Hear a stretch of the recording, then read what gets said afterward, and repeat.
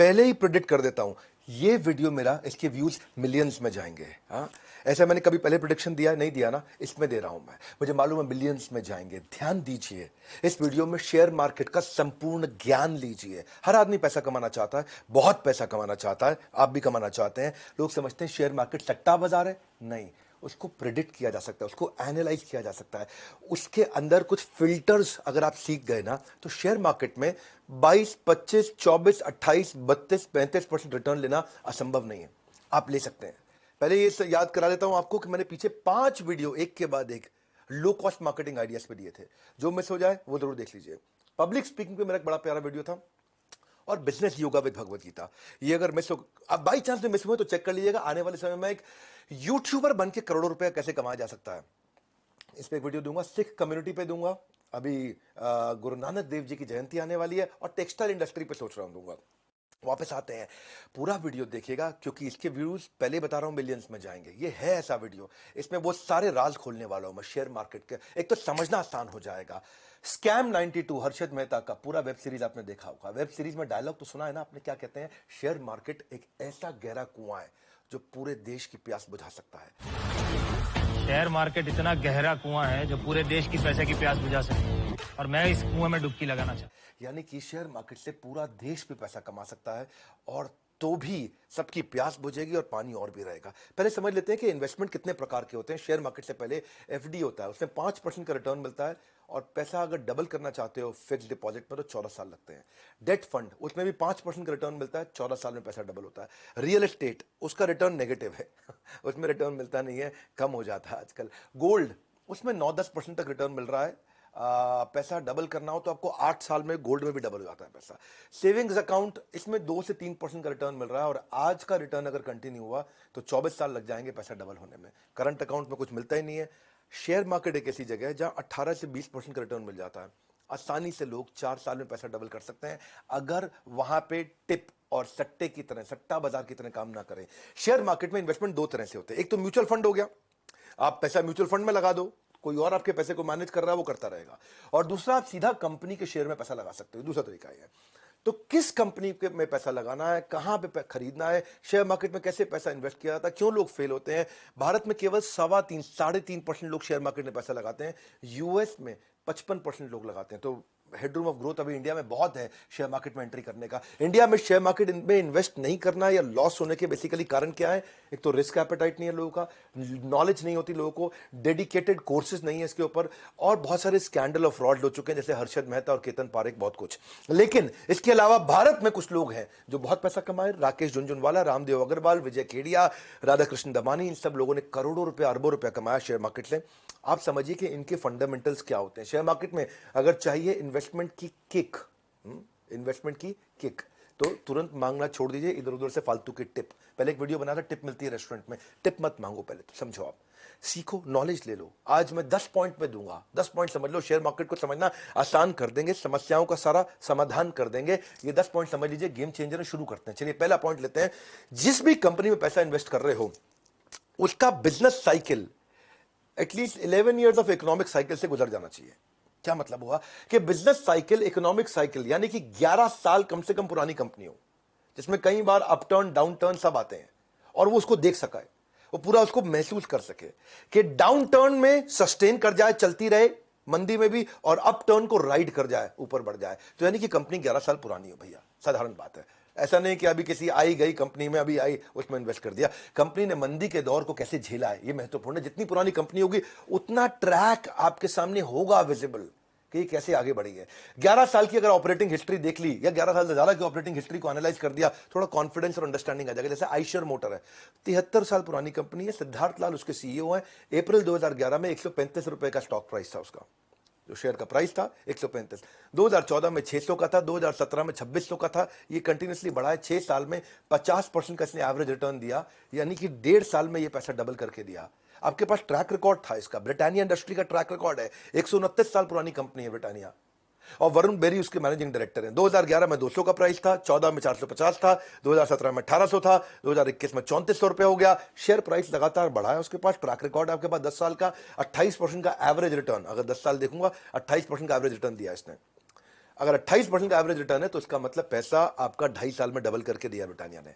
तो track record है, track record check करना आना चाहिए। पहले एचडीएफसी बैंक है, अभी अतानु चक्रवर्ती है, इससे पहले आदित्य पुरी थे, 1994 से चल रही 27 साल पुरानी कंपनी है और 250 से 2021 तक, 2011 से 2021 तक 1500 का शेयर इसका प्राइस हो गया है। आज भाव 1500 का, इसका 250 का ट्रैक रिकॉर्ड मिल रहा है कि 250 से 375 गया, फिर 780 गया, फिर 1500 गया।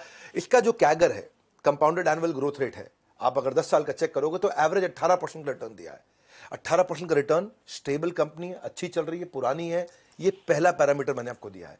एचडीएफसी ने हर 4 साल में पैसा डबल करके वापस दिया है। अगर चाहते हो एक पॉजिटिव आस, शेयर मार्केट से चाहते हो एक पॉजिटिव आस, याद रखिए कंपनी का इतिहास, उसका 11 साल का कम से कम इतिहास चेक करिए। दूसरा, उसकी ग्रोथ में कंसिस्टेंसी होनी चाहिए। जो जीडीपी, पूरे देश की जीडीपी है, वो जिस रेट पे ग्रो कर रही है उसका डबल ये कंपनी ग्रो करनी चाहिए।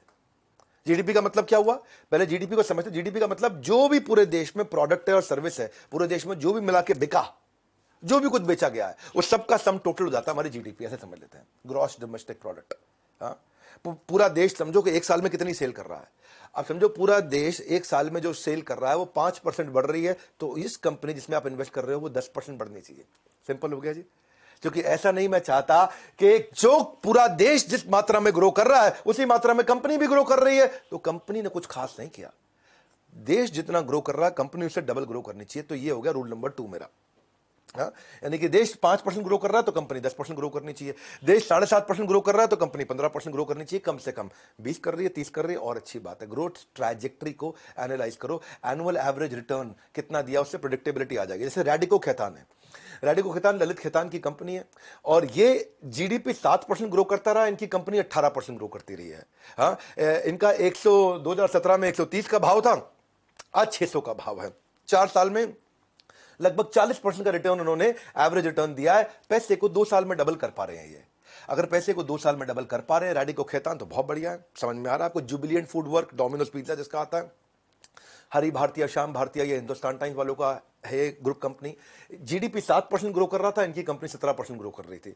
550 का भाव था इनका 2017 में, फिर 1600 हुआ, अभी 3000 चल रहा है इस समय। 3000 के भाव को पार कर गया 2021 में। ये 4 साल में 43% का रिटर्न दिया, यानी कि लगभग 1.5 साल में पैसा डबल कर देती है कंपनी। ये कैसे है, इसके पीछे फैक्टर क्या था? देश की ग्रोथ रेट नहीं, कंपनी की ग्रोथ रेट देश की ग्रोथ रेट से काफी आगे हो। साधारण भाषा में समझा रहा हूं आपको। अगर डिटेल में इसको समझना चाहते हो तो भाई मेरे एक लीडरशिप फनल के पार्टिसिपेंट भी हैं, मैं आपके बारे में उसके बारे में बताऊंगा आपको। रविंद्र भारती हैं, ये भी शेयर मार्केट में अच्छा काम करते हैं और इनको मैंने बहुत सालों से ट्रेन कर रहा हूं। ये मेरे लीडरशिप फनल में भी आए, एवरीथिंग अबाउट एंटरप्रेन्योरशिप में भी आए। अभी ये बीसीपी भी अटेंड कर रहे हैं, बिजनेस कोचिंग प्रोग्राम। इनके यूट्यूब चैनल है, उसके बारे में आपको थोड़ी देर में बताता हूं। वहां पे आप डिटेल में अटेंड करिएगा, लेकिन आज आपको लंबा ऐसा वीडियो देने वाला हूं कि जब मैं दे रहा हूं तो उसमें क्रेडिबिलिटी है। विवेक बिंद्रा देंगे ना तो ऐसा कोई गड़बड़ नहीं, गैस नहीं। आइए शेयर मार्केट के लिए तीसरी स्ट्रैटेजी समझते हैं। Leadership is directly proportionate to longevity. Longevity का मतलब क्या है? लंबी टिकेगी कि नहीं, रुकेगी नहीं कि नहीं, ये लीडरशिप पे भी डिपेंड करता है कि कंपनी की लीडरशिप कौन है, मैनेजमेंट कौन है, उसको ड्राइव कौन कर रहा है। ऐसे नहीं कि मतलब सिर्फ बस आईएम का ठप्पा लगाए, सीईओ है तो चला जाएगा। ना ना ना, लीडरशिप को समझो कि क्वालिटी मैनेजमेंट होगी तो क्वालिटी प्रोडक्ट आएगा, कस्टमर सर्विस अच्छी होगी, ऑपरेशन डिस्ट्रीब्यूशन सब अच्छा होगा। हर्षद मेहता के स्कैम में आपने क्या देखा? एसीसी की सीमेंट में लीडरशिप वही थी, मार्केट में कुछ भी हलचल नहीं हुई, कुछ भी चेंज नहीं हुआ। 200 रुपए का भाव बढ़ाते बढ़ाते बढ़ाते 200 से 9000 पे ले गए और ना कंपनी में कोई ऐसी कोई खास ट्रेंड थी, ना फंडामेंटल चेंज हुआ था, ना लीडरशिप चेंज हुई थी, ना टॉप लाइन बढ़ी थी, ना बॉटम लाइन बढ़ा था। बस ऐसे ही बढ़ता चला गया। इसको बोलते पंप एंड डंप, कि हर्षद मेहता पहले पंप करके ऊपर ले जाते और उस भाव पर जाकर के बेच के डंप कर देते, नीचे आ जाता। इसलिए बहुत लोग बर्बाद हुए थे, क्योंकि फंडामेंटल नहीं सीखे उन्होंने। लीडरशिप में आप क्या चेक कर सकते हो? आप थोड़ा उसके बारे में, आदमी के बारे में रिसर्च करो कि उसने कोई एंट्री बैरियर बनाया, उसका बैकग्राउंड चेक करो, उसके ऊपर कोई कोर्ट में केसेस तो नहीं चल रहे हैं, वो इन्वेस्टर के पैसों से कोई खिलवाड़ तो नहीं करता है, उसके ऊपर कोई रेगुलेटरी इशू तो नहीं है, सेबी का या आरबीआई का कोई झगड़ा तो नहीं चल रहा है। तीसरा, उसकी आप मैनेजमेंट की फोरकास्ट देखो कि वो क्या फोरकास्ट कर रहा है, कहां पहुंचेगा, उसके फ्यूचर प्लान्स क्या है। चौथा, आप देखो कि वो रेम्यूनरेशन सीनियर मैनेजमेंट को जो, अच्छा दूसरों के रेम्यूनरेशन से पहले उसकी खुद की चेक करो। वो सैलरी अलाउंस और जो परक्विजिट होते हैं वो उसके बहाने से खूब ज्यादा पैसा तो नहीं ले रहा है। ऐसा तो नहीं कि प्रॉफिट मिल नहीं रहा है शेयर होल्डर को और वो अपनी तनख्वाह के नाम पे और अपनी अलाउंस के नाम पे बहुत मोटा पैसा निकाल के लेके जा रहा है, हर साल बढ़ा रहा है, हर साल बढ़ा रहा है। तो उसका मतलब ये थोड़ा सा एक क्वेश्चन मार्क आ जाता है। या फिर जब भी कोई एनालिस्ट कॉल होती है, इस तरह जो लिस्टेड कंपनी है में एनालिस्ट कॉल होती है, आपको जवाबदेही होती है, क्वार्टर ऑन क्वार्टर आपको अपनी रिपोर्ट पे जवाब देना पड़ता है एनालिस्ट कॉल में कि भाई क्यों हुआ इस कंपनी में। तो क्या प्रमोटर यानी कि मालिक यानी कि मैनेजमेंट इन एनालिस्ट कॉल पे अवेलेबल थी या नहीं थी, चेक करो। वो हर बार कंटिन्यूसली रेगुलरली जवाब देने को तैयार है, तो इससे पता चलता है कि सिंसियर भी है, सीरियस भी है, हर क्वेरी को आंसर करेंगे। छठा चीज देखो, कई मैनेजमेंट जो है, जो ओनर है कंपनी का, ऐसा बहुत होता है, सुनते हैं ना आप, माल्या का घोटाला, इसका घोटाला, उसका घोटाला, सबके नाम नहीं लूंगा, पर इनमें रिलेटेड पार्टी ट्रांजैक्शन होती है। रिलेटेड पार्टी ट्रांजैक्शन का मतलब क्या है? जैसे मैं हूं, मेरे मामा का लड़का भी है, मेरे चाचा का लड़का भी है, मेरे ताऊ का लड़का भी है, मेरी बुआ का लड़का भी है, मेरी मेरी किसी पड़ोसी की लड़की भी है, ये सबको मैंने कंपनी में साथ में वेंडर के रूप में लगा लिया। इनका बिल आता है, इनको पेमेंट करता हूं और इनके अकाउंट से पैसा वापस ले लेता हूं कमीशन देके उनको। उसको क्या बोलते हैं? उसको बोलते हैं, ये बेसिकली फ्रॉड है। ये पैसा साइफन करने का तरीका है कि ऐसे तो कंपनी से पैसा निकाल नहीं सकते, नकली बिल रिश्तेदारियों में जनरेट किया, रिलेटेड पार्टी ट्रांजैक्शन इसको बोलते हैं, आपस में, फ्रेंड्स में, फैमिली में, रिलेटिव्स में। तो ये थोड़ा चेक करना आना चाहिए, ये सब चेक किया जा सकता है। आपको थोड़ा और सिखाएंगे, इसके तरीके सीखना चाहते हैं, मुश्किल नहीं है। आज डिटेल में देने का मेरा मन है, क्योंकि मैं आपको गैस देता नहीं, एक बात रिपीट करता नहीं, बढ़िया दूंगा। मैनिपुलेशन इन अकाउंट चेक करो कि अकाउंट से मैनिपुलेशन तो नहीं हो रहा। इनका ऑडिटर कौन है? बिग फोर है क्या? अर्नस्ट एंड यंग है, केपीएमजी है, पीडब्ल्यूसी है, कौन है? अच्छा इनके पास है क्या ऑडिटर इस समय? और इनकी लीडरशिप में अट्रिशन कितना है? क्या लोग बार बार छोड़ के भाग जाते हैं टॉप लीडरशिप में? या लीडरशिप कंपनी में बहुत जुड़ाव महसूस करती है, अपनापन महसूस करती है लीडरशिप कंपनी के अंदर? वो बड़ा इंपॉर्टेंट है। ऐसा तो नहीं कि अपने पर्सनल शेयर को बार बार प्लेज करके, अपने शेयर्स को प्लेज करके बाहर से उधार ले रहा हो, वो भी दिक्कत है। इसके अलावा चेक करिए कि मैनेजमेंट ईमानदार कितनी है। अगर मैनेजमेंट में इंटेग्रिटी नहीं है, टॉप लीडरशिप में इंटेग्रिटी यानी कि ईमानदारी की कमी है, यानी कि वो बार बार चोरी चक्कारी और शॉर्टकट और ये सब चीजें अपनाते हैं, तो आपके प्रोडक्ट में कितना भी मार्जिन क्यों ना हो, शेयर होल्डर की जिंदगी बर्बाद। क्योंकि जिस व्यक्ति, जब मैनेजमेंट ही ईमानदार नहीं है, तो कितना भी मार्जिन क्यों ना हो कंपनी में, कोई भी मार्जिन आपको बचा नहीं सकता है। बेईमान आदमी के सामने पर पूरी दुनिया का पैसा भी कम पड़ जाता है। सो मैनेजमेंट बहुत कॉम्पिटेंट होनी चाहिए और पैशन होना चाहिए। तो ये मैंने कुछ चीजें बताई। जैसे आप चेक करते हैं डी मार्ट के जो राधा कृष्ण दमानी है, कितना उनको हमेशा कितना इंटेग्रिटी उनकी हाई मानी जाती है, और 700 रुपए का भाव पर 2017 में था, आज 3300 रुपए पे चल रहा है कि नहीं? यानी कि 40% का रिटर्न दे रहा है। जहां कहा एफडी 4%, 5%, सही कंपनी में पैसा लगाना आ जाए आपको, तो 4% की जगह आपका रिटर्न 40% हो जाता है। हर 2 साल में डीमार्ट ने अपने सारे इन्वेस्टर्स के पैसे को डबल करके दिया। डीमार्ट में मैं पूरी केस स्टडी बना चुका हूं यूट्यूब पे, आपको प्रार्थना भी करूंगा जाके उस केस स्टडी को देखिए, क्योंकि वो काफी बुद्धिमान व्यक्ति हैं। राधा कृष्ण दमानी हमेशा देश के टॉप 5 सबसे अमीर, टॉप 10 अमीर लोगों में इनका नाम है, लेकिन फिर भी लोग उनके बारे में जानते नहीं हैं। उनके बारे में जानना चाहते हैं, वीडियो देख लीजिएगा मेरा। इसके अलावा रिलायंस इंडस्ट्री, मुकेश अंबानी बुद्धिमान व्यक्ति हैं, और उनका 460 रुपए का स्टॉक प्राइस जो था, कॉम्पिटेंट लीडरशिप है, तो आज 2100 रुपए का हो गया। 4 साल में 40% के आसपास का उन्होंने ग्रोथ दिया, हर साल पैसा डबल कर देते हैं। 38.5% का ग्रोथ दिया रिलायंस ने अपने सारे शेयर होल्डर को। जितने लोगों ने रिलायंस में पैसा इन्वेस्ट किया, सबके सब काफी अमीर हो गए हैं, सबने बहुत पैसा बचा लिया, कमा लिया है। तो उसका कारण यही है कि अगर लीडरशिप बहुत बुद्धिमान हो, तो लीडरशिप कमा के आपको ले जाएगी। जैसे बजाज फाइनेंस, राहुल बजाज, उनकी कंपनी देखो 2017 में 1350 पे थी, आज 2021 में 5500 रुपए के भाव पर ट्रेड कर रही है। 4 साल में इसने भी 35% से ज्यादा का रिटर्न दिया। इसका मतलब हर 2 साल में पैसा डबल कर देता है बजाज फाइनेंस। अगर लंबे समय तक चाहते हो शेयर मार्केट में प्रॉफिटेबिलिटी, याद रखिए एक बात, लीडरशिप इज लॉन्जेविटी। प्रॉफिटेबिलिटी कब आएगी? जब लॉन्जेविटी होगी। Leadership is longevity. आपकी लीडरशिप कितनी अच्छी है, जो ओनर है वो कितना बुद्धिमान है और ईमानदारी के साथ, बुद्धिमत्ता के साथ बढ़ाता है। चौथी स्ट्रैटेजी 10 बताऊंगा, बने रहना, सब सीख जाओगे। अगर नए आदमी हो ना शेयर मार्केट में, सब सीखने वाले हो आप। Zero date. कंपनी में कर्जा कितना है चेक करो। ये कंपनी में अगर कर्जा ज्यादा है तो बहुत दिक्कत है, क्योंकि अगर लोन नहीं है, इंटरेस्ट नहीं है, तो प्रॉफिट पे काफी बचता है पैसा आपका। क्योंकि जिन कंपनियों पे कर्जा बहुत ज्यादा है ना, तो बहुत पैसा वो ब्याज चुकाने में चला जाता है, और प्रॉफिट बेचारे इन्वेस्टर्स को मिल नहीं पाता है। तो देश में ऐसी कई कंपनियां हैं जो कर्ज के कारण बैंकरप्ट हुई हैं, बहुत सारी है। भूषण स्टील, 44,000 करोड़ का कर्ज था उसके ऊपर, खत्म हो गया ना भूषण स्टील। लैंको इंफ्रा, ये एक सांसद भी थे हमारे देश में, कौन सी पार्टी के मैं बताऊंगा नहीं, तो 44,000 करोड़ रुपए का लोन था इनके ऊपर।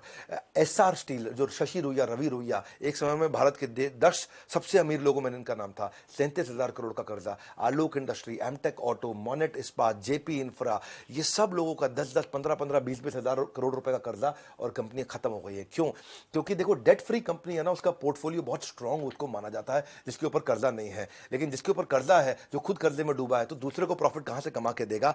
मनी कंट्रोल की वेबसाइट पर जाइए, सर्च बार में डालिएगा मनी कंट्रोल। आप सब जानते हैं मनी कंट्रोल तो वो शेयर मार्केट में इन्वेस्ट करने वालों का मक्का मदीना माना जाता है। तो आप वहां जाइए, वहां जाकर के चेक करिए कि अपने स्टॉक से डिटेल सारी चीज़ों को जरूर चेक करिए। वहाँ पे जो फाइनेंशियल एक ऑप्शन आएगा, फाइनेंशियल ऑप्शन पे क्लिक कर लीजिएगा। उसके बाद वहाँ बैलेंस शीट का ऑप्शन आएगा, वहाँ जाकर के आप डेट चेक कर सकते हो कि डेट है कि नहीं है। यहाँ पे आप non current liability, current liability और लॉन्ग टर्म बोरोइंग जाकर के शॉर्ट टर्म बोरोइंग चेक कर सकते हो। लॉन्ग टर्म बोरोइंग और शॉर्ट टर्म बोरोइंग वही होता है टोटल डेट। अगर कर्जा है तो हमेशा दिक्कत रहेगी। टाटा कंसल्टेंसी सर्विस ऐसी कंपनी है जिसपे 1 रुपए का भी कर्जा नहीं है। ऐसे वैसे बहुत सारी हैं, जैसे डीविस लेबोरेटरी, ये डीविस बहुत अच्छा चली थी। 2017 में 650 रुपए का भाव था, आज 41 रुपए के भाव पे चल रहा है 2021 में। 1 रुपए का कर्जा नहीं है, डेट टू इक्विटी रेशियो 0 है। इसको बोलते हैं डेट टू इक्विटी रेशियो, ये चेक कर लो। 4 साल में ये डीविस लेबोरेटरी ने लगभग 47% का रिटर्न दिया है। इसने 47% का एवरेज रिटर्न दिया, सालाना रिटर्न। आप समझ लो कि पैसे 1.5 साल में पैसे डबल कर देता है डीविस। तो क्यों किया, उसका एक कारण क्या बताया आपको, इसके ऊपर कोई कर्जा नहीं है। कर्जा ना होने का बड़ा बेनिफिट मिलता है, क्योंकि जो खर्चा होता है ना, एनी एक्सपेंस जो कि बिजनेस को रन करने की जो कॉस्ट होती है उसको रिड्यूस कर सकते हैं, पर कर्जे को, खर्चे को रिड्यूस कर सकते हैं, कर्जे को रिड्यूस नहीं करते हैं। कर्जे को पे करते हैं, रिड्यूस नहीं करते हैं। खर्चे को रिड्यूस करते हैं। हो सकता है अगर मेरा आज खर्चा है कि भाई मेरी इतने सारे प्लांट चल रही हैं, इतनी फैक्ट्रियां चल रही हैं, इतनी मैन पावर है, इतना सामान मैं इंपोर्ट कर रहा हूं, प्रोड्यूस कर रहा हूं, मैं खर्चे को घटा सकता हूं, कर्जे को नहीं घटा सकता हूं। कर्जा पे करना पड़ता है, आदमी फंस जाता है। तो इसलिए टाटा कंसल्टेंसी सर्विस जो मैंने आपको बताया, डेट टू इक्विटी रेशियो, यानी कि इक्विटी तो है, शेयर होल्डर्स का पैसा है, लेकिन कर्जदार नहीं है कंपनी। 1100 के भाव पे थी या 3300 के भाव पे है। टीसीएस आप जानते हैं उसका मार्केट कैप कितना बड़ा है, 27% का रिटर्न दिया उसने। हर 2.5 साल में पैसा डबल करके अपने सारे इन्वेस्टर्स को दिया। वर्लपूल ने भी हर 4 साल में पैसा डबल करके दिया है। 1 रुपए का कर्जा नहीं है वर्लपूल पे। 1200 के भाव पे था 2017 में, और आज देख रहा हूं 2021 में 2300 के भाव पे चल रहा है। 4 साल, 4.5 साल में पैसा डबल किया। शेयर मार्केट में पैसा लगाते वक्त यह नियम जरूर बनाएं कि कर्ज में डूबी कंपनी पर भूल के पैसा ना लगाएं। अगर डिटेल्स में इसके बारे में समझना चाहते हो तो मैं बताता हूं आपको। रविंद्र भारती, ये मेरे पार्टिसिपेंट है, मैं इनके यूट्यूब चैनल के बारे में बता रहा हूं आज आपको। मैं नहीं कह रहा हूं किसी का कोर्स खरीदो, कुछ भी करो। आप कह सकते हैं कि आप रविंद्र भारती को प्रमोट कर रहे हैं। हाँ, कर रहा हूं, बिल्कुल कर रहा हूं, और खुल के कर रहा हूं। रविंद्र भारती को प्रमोट मैं इसलिए कर रहा हूं क्योंकि वो फ्री में आपको बहुत अच्छा नॉलेज मिल रहा है। मेरे को भी तो आपको कुछ चैनल्स बताने पड़ेंगे ना जहां पे ऑथेंटिक आपको नॉलेज मिल जाएगा। मैं सारा दिन तो शेयर मार्केट के वीडियोस बना नहीं सकता, मैं एंटरप्रेन्योरशिप पे तरह तरह के वीडियोस बनाऊंगा। तो आप भारतीय शेयर मार्केट का हिंदी पे और मराठी में चैनल है, आप जाके देख सकते हैं। और इनका प्रमोशन इसलिए भी कर रहा हूं क्योंकि मेरे पार्टिसिपेंट है, हमने इनको ट्रेन करके बिल्ड किया है। पिछले 4-5 साल से हमसे मेंटरिंग ले रहे हैं और ये बड़े अच्छे एसेट लाइट मॉडल पे ये बिल्ड कर पाए हैं। सो इसीलिए चलो 5वीं स्ट्रैटेजी पे आते हैं। पहले प्रमोटर जिस कंपनी में पैसा लगा रहे हैं उसके मालिक का 51% खुद का शेयर होल्डिंग होना चाहिए। Promoter should have higher stake in the company, at least 51% होना चाहिए, यानी कि उसके पास में पावर्स और राइट्स होने चाहिए जो कंपनी का मालिक है। ऐसा ना हो कि कंपनी के मालिक ने अपनी सारे शेयर बाजार में बांट दिए, अब उसका कंपनी में कोई हक ही नहीं रह गया। तो जिसने विजन बनाया था, जो ओनर था, जो जान लगा रहा था, अब उसकी जान लगाने का मोटिवेशन ही खत्म हो गया ना मेरे भाई। वो क्यों जान लगाएगा, है कि नहीं? आदमी तभी जान लगाता है ना जब उसका क्या है, ओनरशिप है। ओनरशिप, ओनर ही जान लगाता है कि नहीं?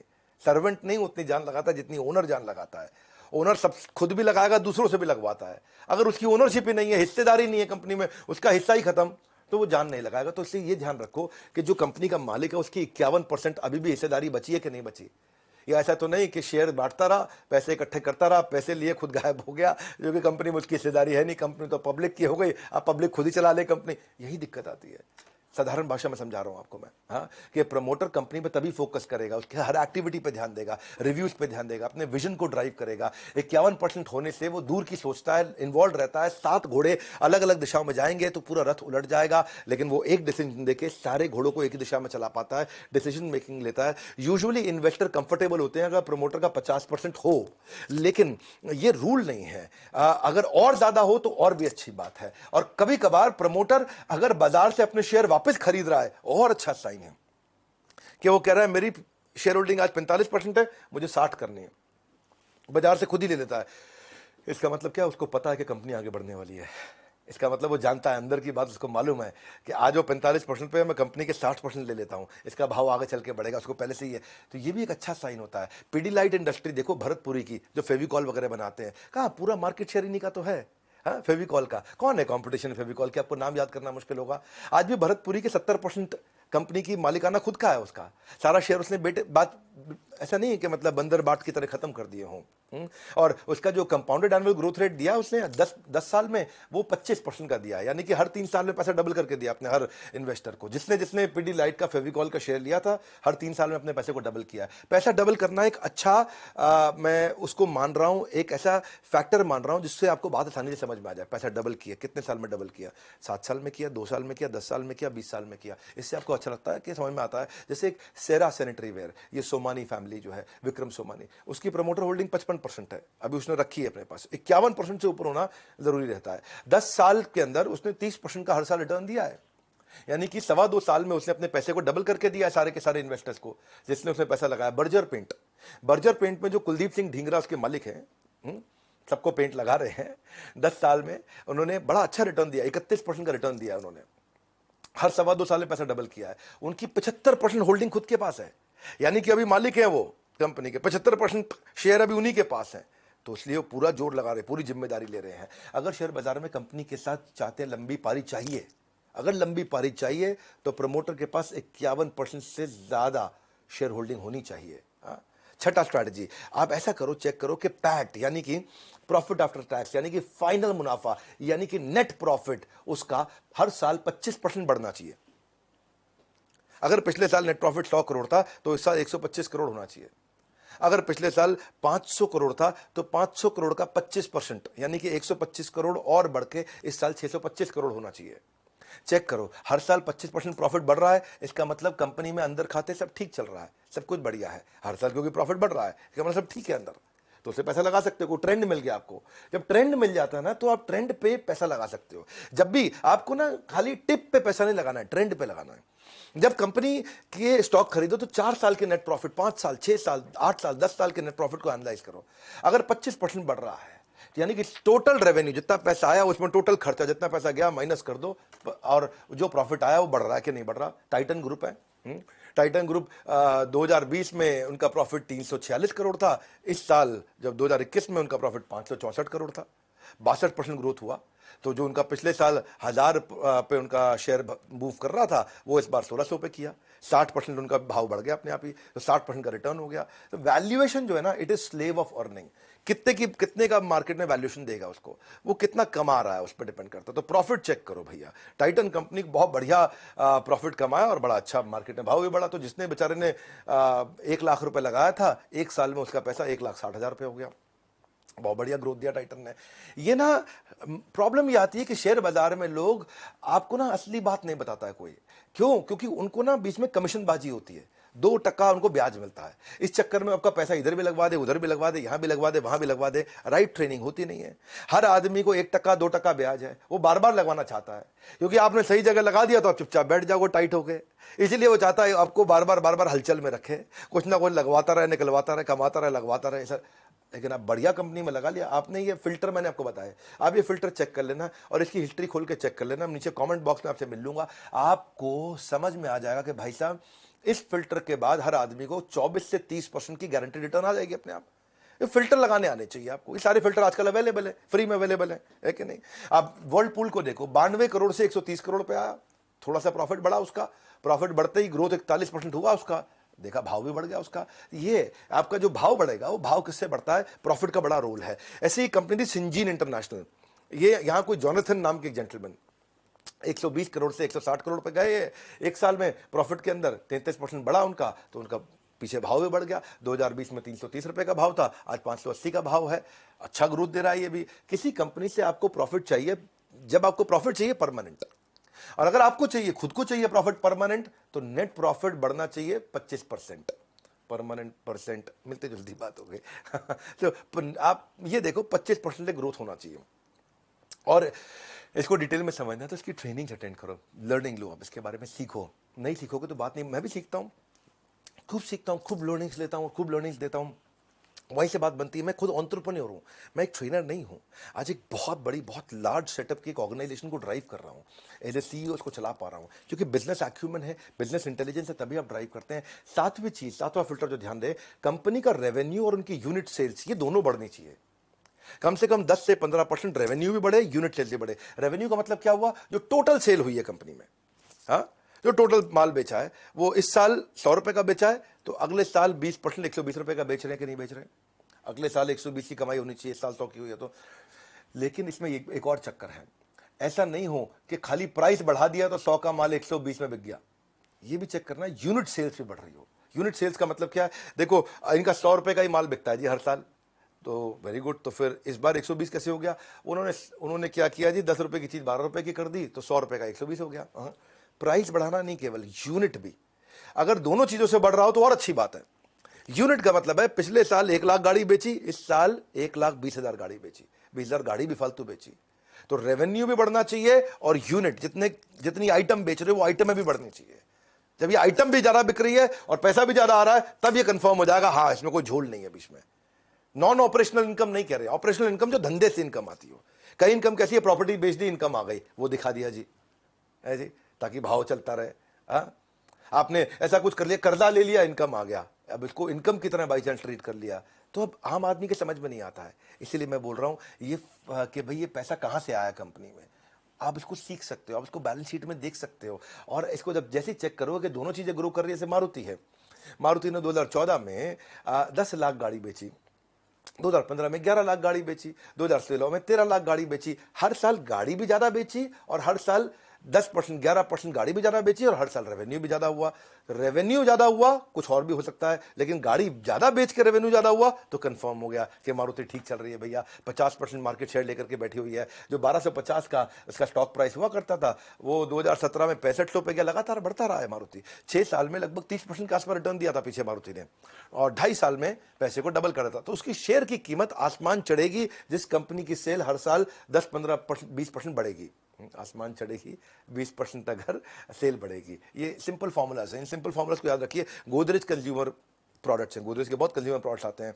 निसाबा गोदरेज उसकी 6%। ये 2020 में 9,057 करोड़ का 9,057 करोड़ का टर्नओवर था।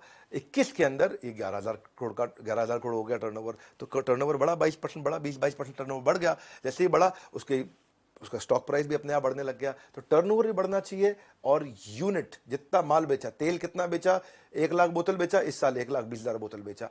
ये दोनों चीजें कंफर्म होते ही आपको आसान हो जाएगा। सफल इन्वेस्टमेंट उस कंपनी में होगा जिस कंपनी में वॉल्यूम ग्रोथ और सेल्स रेवेन्यू दोनों का 20% तक होगा। ये दोनों को बढ़ना चाहिए, दोनों। और अगर डिटेल्स इसके बारे में समझना चाहते तो और लर्न करिए, इसको सीखिए। हमने भी शेयर मार्केट के कोर्सेज बनाए हैं, और अगर फ्री में अटेंड करना है तो भारतीय शेयर मार्केट के मैंने आपको चैनल बताए थे, ये चैनल मैं आपको दे दूंगा डिस्क्रिप्शन वगैरह में, आप इसको जाके सब्सक्राइब करके थोड़ा सीख लो। और 8वीं strategy, net operating cash flow. Net operating cash flow का मतलब है आपकी कंपनी में हर साल जो कैश आता है, ऐसा नहीं माल बेच रहे हो उधार पे बेचते जा रहे हो, कैश आ नहीं रहा। 20% कैश फ्लो हमेशा बढ़ना चाहिए, हर साल 20% कैश फ्लो बढ़ रहा हो। जिस कंपनी का जाके चेक कर लो, इसके तरीके सिखा देंगे आपको कैसे चेक करना है जाकर के। ये ऐसा नहीं है कि आपको कंपनी में फोन करके पूछना, कंपनी झूठ बोल देगी।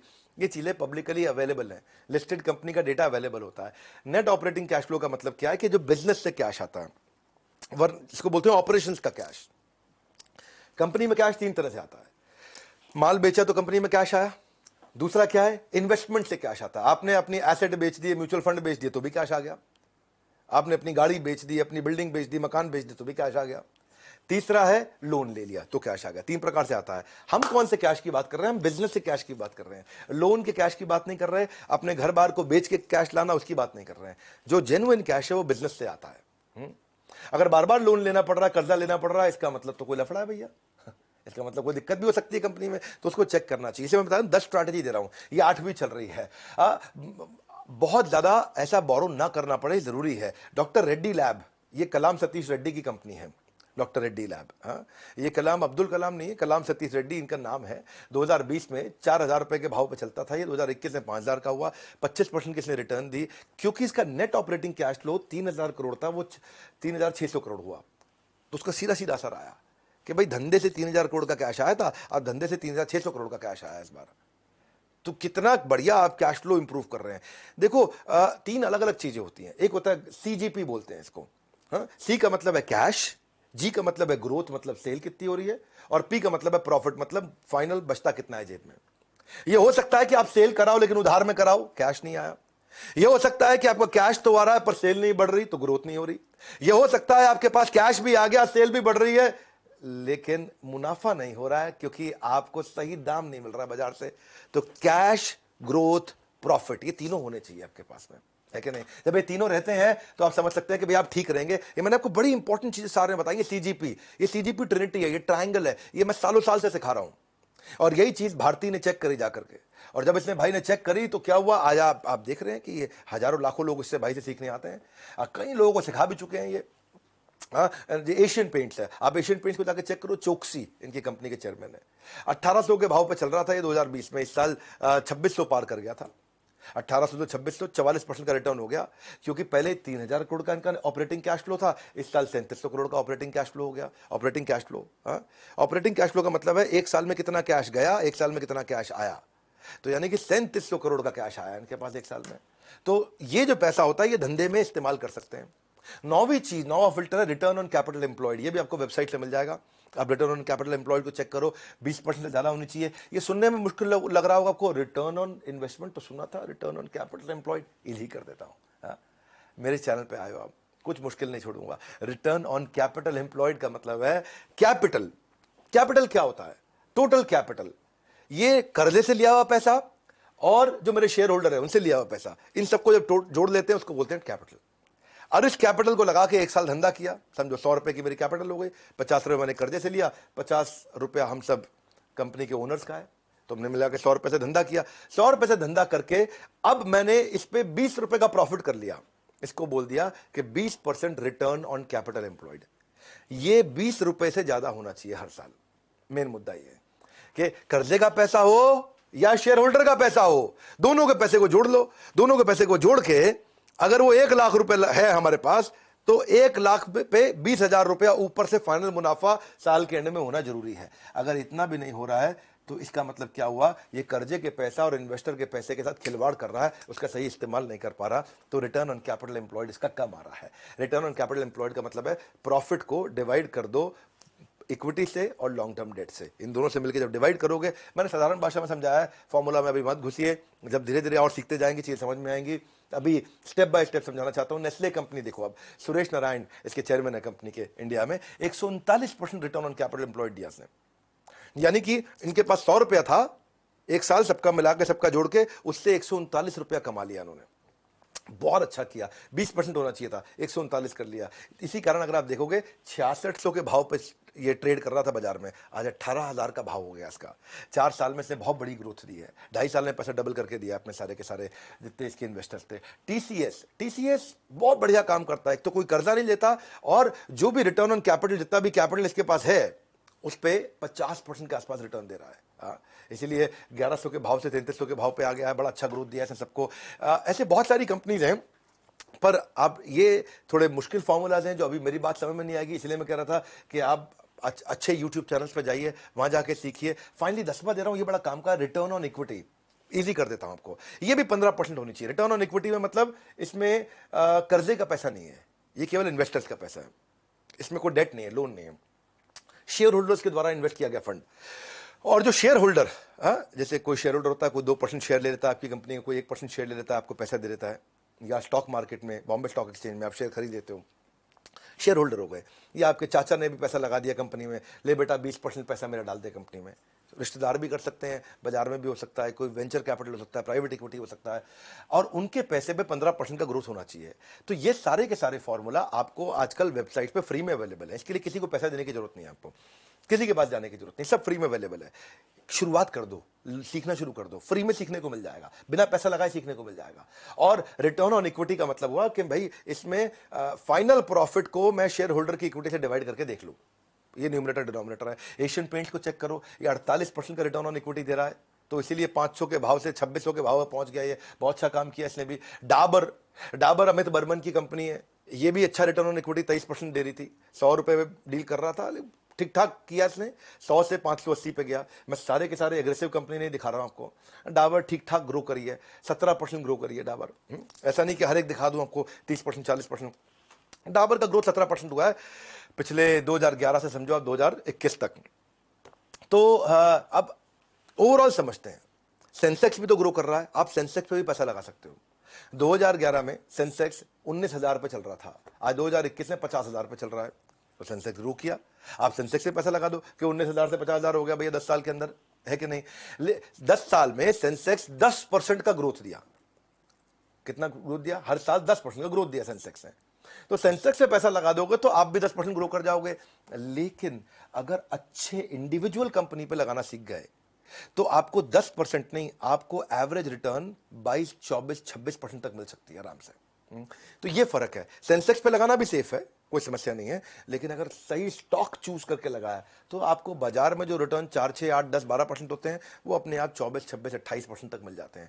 पर प्रॉब्लम क्या है, लोग चाहते हैं कि शेयर मार्केट में आज पैसा लगाया है और कल डबल होके मिल जाए, परसों डबल होके मिल जाए। वो लालच है और वो खतरनाक हो जाता है, वहां से बात बनती नहीं है। और ये सब बातों में भी आपका ब्रोकर आपको सही बात नहीं सिखाता है। आपका म्यूचुअल फंड एडवाइजर, आपका इंडिपेंडेंट फाइनेंशियल एडवाइजर, आपका वेल्थ मैनेजर, उसके कारण बड़ा सिंपल है, क्योंकि उनको ना 2% कमीशन मिलती है इसमें। आपसे 100 रुपए लगवाते हैं तो 2 रुपए उनका हो जाता है, उसमें 1 रुपया उनका हो जाता है। कहीं 50 पैसे, कहीं 1 रुपया, कहीं 2 रुपया, अलग अलग चीजों में अलग अलग है। तो इसीलिए वो ये चीजें छुपी रहती हैं, ये फंडामेंटल्स नहीं मिलते हैं आपको। जो मैंने 10 फंडामेंटल दिए हैं, अगले कई सालों तक काम आएगा। ये आपको एक्सपर्ट आदमी को भी काम आएंगे और नए आदमी को भी काम आएंगे, जो फंडामेंटल दिए हैं। मतलब ये मैंने आपको ना बिल्कुल लास्ट का मक्खन निचोड़ करके दिया है आपको मैंने। मैं भी अगर शेयर मार्केट की इन्वेस्टमेंट के बारे में सीखता हूं, पढ़ता हूं, मेरे विचार में सब चीजें फ्री में यूट्यूब पे भी अवेलेबल है, पर आपको पता होना चाहिए किससे सीखना है। वैसे मैं जिस रविंदर की बात मैंने करी है, ये महाराष्ट्र के पुणे के पास एक गांव से बहुत गरीब इंसान हुआ करते थे। मतलब गरीब कहने में आर्थिक रूप से गरीब मानिए, गरीब तो नहीं थे, आर्थिक रूप से गरीब मान लीजिए। 17 साल का एक्सपीरियंस हो गया उनको। 11वीं क्लास से इन्होंने शेयर मार्केट पे काम शुरू किया था। कर्ज में डूबे हुए एक किसान के बेटे थे ये, और ट्रेडिंग की दुनिया में आज अपना नाम कमा रहे हैं। आज ये मेरे साथ में सालों से, कई सालों से मुझसे ट्रेनिंग लेते आ रहे हैं। भारतीय शेयर मार्केट इंस्टीट्यूट भी इन्होंने बनाया। और दिनेश ठक्कर जो चेयरमैन है एंजल ब्रोकिंग के, उन्होंने इनको number 1 stock market training institute का अवार्ड भी दिया है। वैसे जी मीडिया से भी इनको कुछ अवार्ड मिले हैं। लगभग 1.25 लाख स्टूडेंट्स को ये पढ़ा चुके हैं। तो अपना जीवन स्टॉक मार्केट में इन्होंने खपाया, तभी करोड़ों का बिजनेस ये खड़ा कर पाया। सो आप इनके दोनों चैनल देख सकते हो। आप मराठी भाषी हो या हिंदी भाषी, स्टॉक मार्केट की नॉलेज मिल जाएगी अच्छी खासी। तो ये आप कर सकते हैं। और लेकिन अगर आप स्टॉक मार्केट में बिजनेस नहीं करना चाहते, इन्वेस्ट नहीं करना चाहते, आप अपने बिजनेस को ग्रो करना चाहते हैं, जो भी आप कर रहे हैं, तो उसको करने के लिए हमने इस समय ना बहुत सारे प्रॉब्लम सॉल्विंग कोर्सेज को हमने यूनिट्स में कन्वर्ट कर दिया है। आपको यूनिट समझाता हूं बिजनेस कोचिंग प्रोग्राम के साथ। ये दुनिया का सबसे अफोर्डेबल प्रोग्राम है। 10 रुपए घंटे से कम के अंदर हम लोग सबको पर्सनल कोच दे रहे हैं, हैंड होल्डिंग सपोर्ट दे रहे हैं, बंडल्ड वैल्यू पैक दे रहे हैं, फाउंडेशनल कोर्स दे रहे हैं, स्पेशलाइज कोर्स दे रहे हैं। हर एक को सेम चीज नहीं, फाउंडेशनल अलग है, स्पेशलाइजेशन अलग है। अगर आप स्टूडेंट है तो आपको 21st सेंचुरी स्किल क्या चाहिए, एंटरप्रेन्योर 21st सेंचुरी स्किल क्या चाहिए। एक में 16 कोर्स है, एक में 14 कोर्सेज हैं। Low cost digital marketing ideas क्या हो सकते हैं बिजनेस ग्रोथ के, उसमें 12 कोर्स बनाए हमने। बिजनेस अपने सेल्स को कैसे बढ़ाया जाए उसके ऊपर हमने लगभग 8 कोर्सेज बनाए। बिजनेस को स्केल कैसे करते हैं उस पर हमने 10 कोर्सेज बनाए हैं। रिटेल बिजनेस के लिए हमने 8 कोर्सेज बनाए। ऑपरेशनल एक्सेलेंस मैन्युफैक्चरिंग के लिए 8 कोर्सेज बनाए हैं। फंड रेज करना है, फाइनेंस सीखना है, उसके ऊपर 5 कोर्स बनाए। बिजनेस ऑटोमेट करने पे 6 कोर्स बनाए हैं। अपनी सेल्स को डबल करने में, प्रोडक्टिविटी बढ़ाने में, मनी मैनेजमेंट के ऊपर, डिजिटल मार्केटिंग पे, एचआर पे, एम्प्लॉय पे, एचआर अगर आप सीखना चाहते हो तो उस पर भी 5-6 कोर्सेज बनाए हुए हैं। ये नंबर को ना स्क्रीनशॉट ले लो आप इसका, 1 मिनट रोक करके वीडियो को पॉज करो, इसका स्क्रीन, इस पे फोन करके पता करो कि मैं 8 रुपए घंटे पे, 5 रुपए घंटे पे पर्सनल कोच ले सकता हूं जो मेरे बिजनेस को ग्रो करने में मेरी मदद करेगा। शेयर मार्केट का ये अब तक का सबसे वैल्यूएबल वीडियो था। इस वीडियो को सबको शेयर कर दो जिनको शेयर मार्केट को सीखना है, समझना है। इसमें मैंने लगभग संपूर्ण ज्ञान दे दिया है। इसके बाद हर चीज इसी के अंदर कवर हो जाती है अगर आप इस वीडियो को ध्यान से देखें। कमेंट बॉक्स में आपको देखने, आपकी राय जानने आ रहा हूं मैं। वीडियो को जरूर शेयर करिएगा। सबसे वैल्यूएबल वीडियो था आज तक का शेयर मार्केट पे। हमारे साथ जुड़े रहने के लिए वर्ल्ड के नंबर 1 एंटरप्रेन्योर यूट्यूब चैनल को आके सब्सक्राइब करने और करवाने के लिए आप सबका हृदय की गहराई से प्रेम पूर्वक बहुत बहुत धन्यवाद।